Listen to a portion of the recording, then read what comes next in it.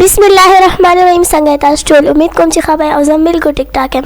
نن موږ د قشانتي بیگ جوړو دا تاسو لیدای شئ دا جوړول ډیر آسان دي زه به تاسو ته وایم چې دا خلک څنګه جوړوي نو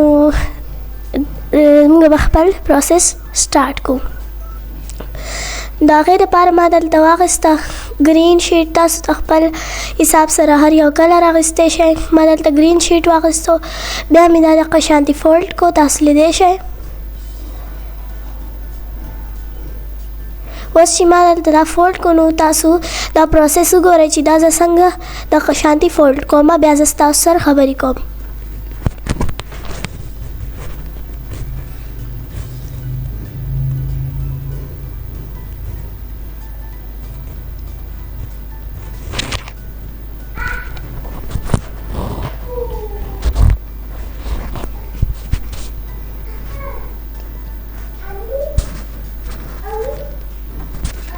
اوس دلته ما دا فولډ کو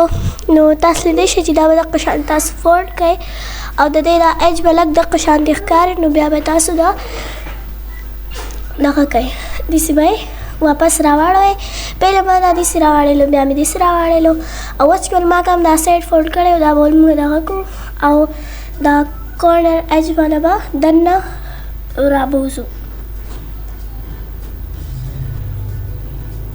او دا به موږ د قشانتي پریس کو ځکه چې دا بیا مضبوط نه جوړیږي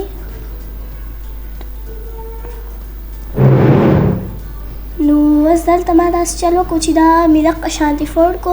او چې زموږ بیګ څومره کیوټ جوړیږي دا به تاسو اخري په ویډیو کې لازمي وګورئ ځکه چې دا ویډیو به ډېره سپیشلي دا زه جوړوم ستاسو دپاره نو دا ویډیو چې دا ما ځکه جوړه کړه چې زموږ سره سمال تھنګز دي نو هغه بیا موږ کیري کولی نه شو نو دا تاسو په پرس کې دا بیګ کېښودی شئ په دې کې تاسو رنګز امیل نیل پینټ دا پکې هر څه کېښودی شئ دا اوس تاسو لیدی شئ چې دا زه څنګه فولډ کوم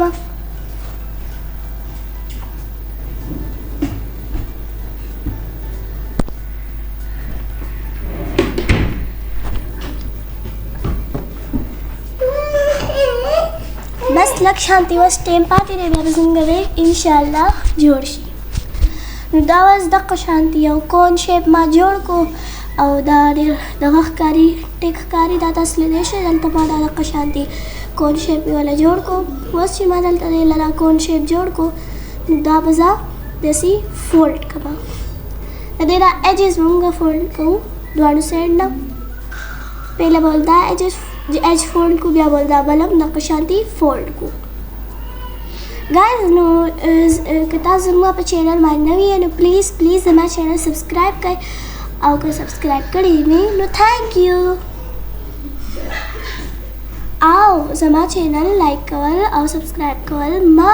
هېروئ ځکه چې زه تاسو دپاره ډېر مزېدار ویډیوګان جوړوم دلته اوس ما د دې د قشانتي مې والا ایج فولډ کو او پکې بیا لاس ورکړو دا د قشانتي ډبل شو او دا به اوس موږ داسې یو ځای کلوز کړو چې د دې نه یو د بیک شیپ جوړ شي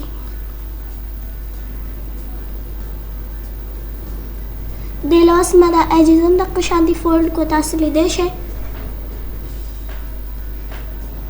او دا به موږ لږ کولاو کړو چې په دې کې کچي ډېر سامان راځي